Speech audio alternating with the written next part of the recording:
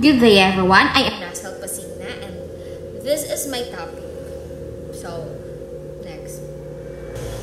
So our topic for today is about learning in difficult circumstances. So learning in tough times help us become stronger and more adaptable. So it teaches us how to solve problems and handle stress better. So there are the characteristics, or there are 5 parts or characteristic in learning in difficult circumstances. First is living in remote places. So children living in remote places, whether in cities, urban or countryside, rural, so often face serious challenges. They might not have enough food, good healthcare, or proper education because they're living in a remote place. So they can also be in danger from things like car accidents or violence around them. So, for example, imagine a children named Maria who lives in a small village. Her family is a very poor, so she often goes to bed hungry, gutom. Tapos, there is no nearby hospital.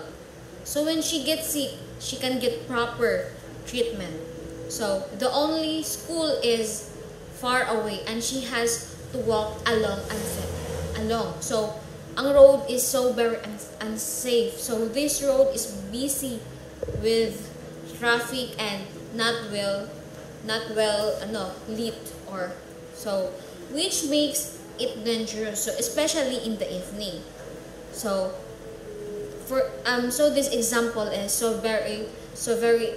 for this example is about living in remote areas, places is very dangerous. So overall, children in remote places is often lack basic needs like food, healthcare, and dangerous education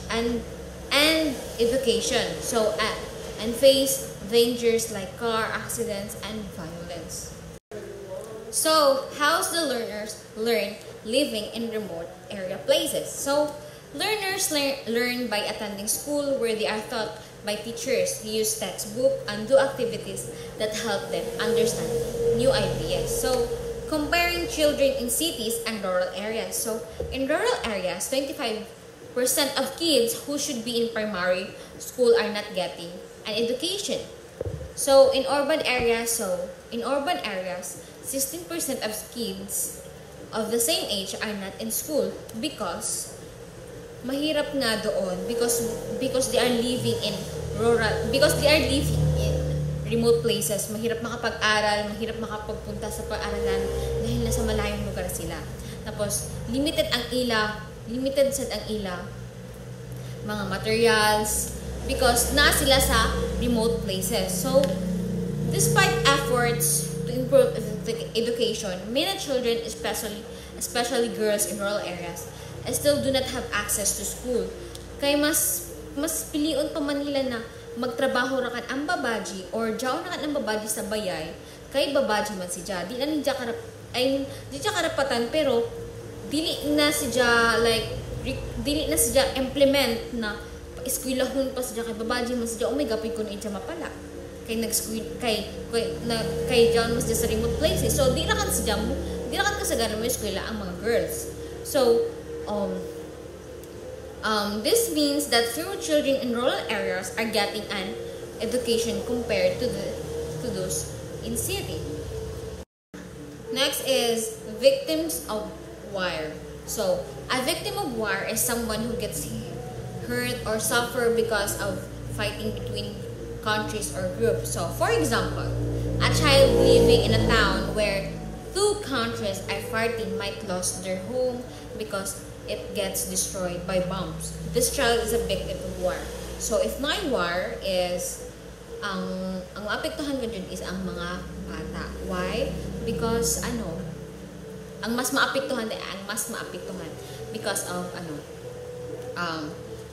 di na sila maka-eskwela, tapos isa pa is uwi nila kahuyan, or Tapos ang ila life is nasa danger kay basin anytime pwede sila maigo ng pusil or ono bakaha. So there are characteristic of victims of war. So first characteristic is children in war zones. So in places where there's fighting, kids suffer a lot because they get hurt or killed and nobody helps them enough. Why magajud makatabang sa imo if jaon ako sa kalamidad or jaon ako sa mga trahedya. So for example, in Syria, children are caught in the middle of bombings and shootings and many have lost their homes and families. Because jaon maka sa war, di ko jud mo sa mapungan. Way kibali jud tawag jud. Di mo sa di mo ma-predict kung uno'y mahitabo, kung uno'y sunod na mahitabo, kung sino mapatay sa imo family. So, next is mental health impact. So, war makes people feel really bad inside even if they are not sick in a specific way. They feel scared or sad a lot.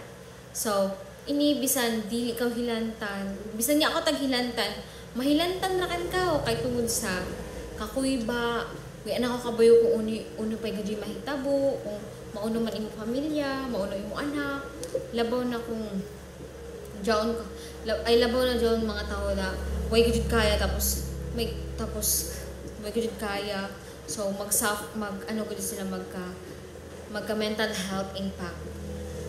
So, for example of this is, soldiers who come back from war often have a hard time feeling safe or happy again. Mahappy sila if safe ang mga tao. So next is complex PTSD. So some people who've been through a lot of scary stuff for a long time get a special kind of stress problem. So for example of this, a child soldier has been in a war for years, might have nightmares and always feel on edge even after they are safe. So, ang bata is matrauma gajud if nakaranas siya ng war. If experience niya aton mga war. So, dili na dyan mawaya siya pero dili na siya mawaya kay tungod nightmare na nimo siya, like paulit-ulit na nimo, like trauma na nimo dyan siya. So, that's bisan safe pa ka pero pag like bangunguton gani ko or madamgahan mo na ay ngani na tapos ako ay ngani ako tapos like parang feel mo na isan waya na magbalik-balik paghapon sa imo. So next is abuse of children. In countries torn apart by war, kids suffer a lot. They are used in terrible ways like shields or they are hurt or forced to fight or taken away from their families. So, for example, in some parts of Africa, armed groups kidnap children to make them fight or do other dangerous things. So, sa Africa is, ang mga bata is for example, in some parts of Africa, armed groups kidnap children to make them fight or do another dangerous things. So, ang mga bata ako na sa Africa is tag-kidnap sila. While nag-war na, ang mga bata tampang kidnap, bisan jaw na sila sa dangerous things. So, that is the characteristics of victim of war.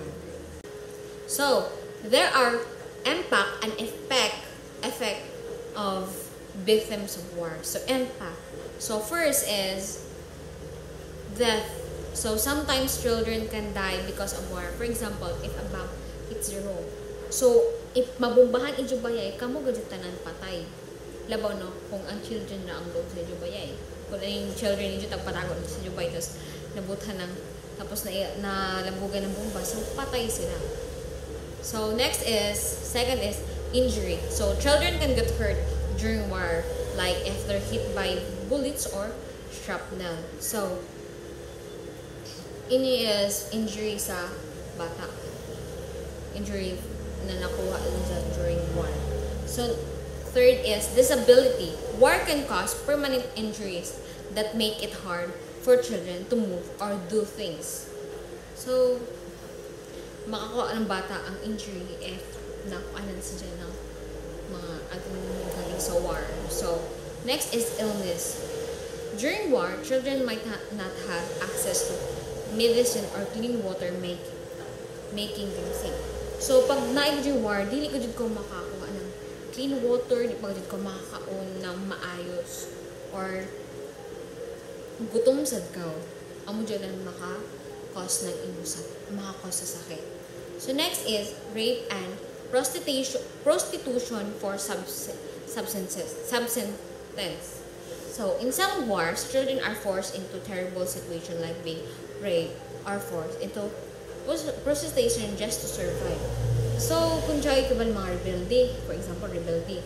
So, dyan ka mo sa war.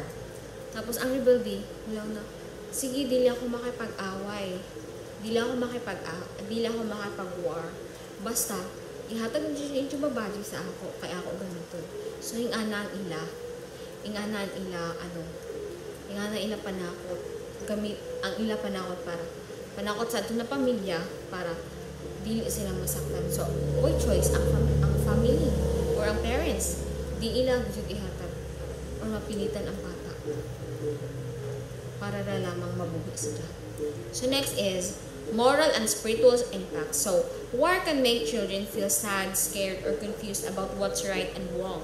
So, ang bata nga dyan is, ma-feel sila sad or confused. Kaya wala sila kabayo, ngano nahitabo man ini sa amo, ngano, dili man sa amo lugar ini na nahitabo. Umadyaw may ingani na mga panghitabo. So, confused din sila. So, wala sila kabayo kung tama ba ato na war, or wrong at the war. Yeah. So next is child soldier. So some children are forced to fight in wars, which is very dangerous and scary.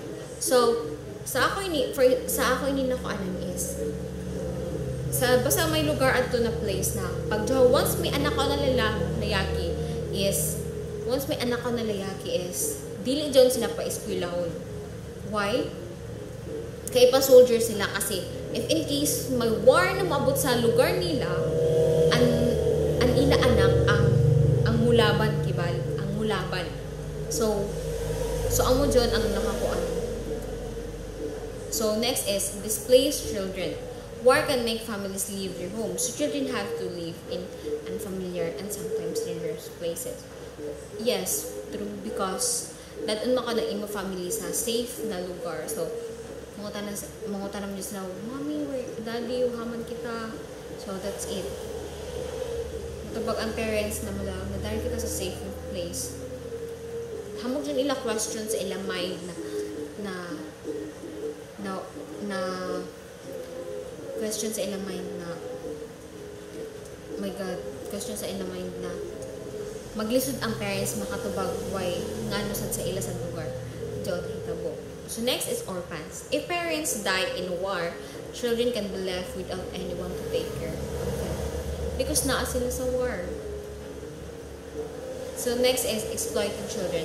Some bad people take advantage of children during wars, making them work hard or doing things to them, or doing bad things to them. So inila diyon ang ila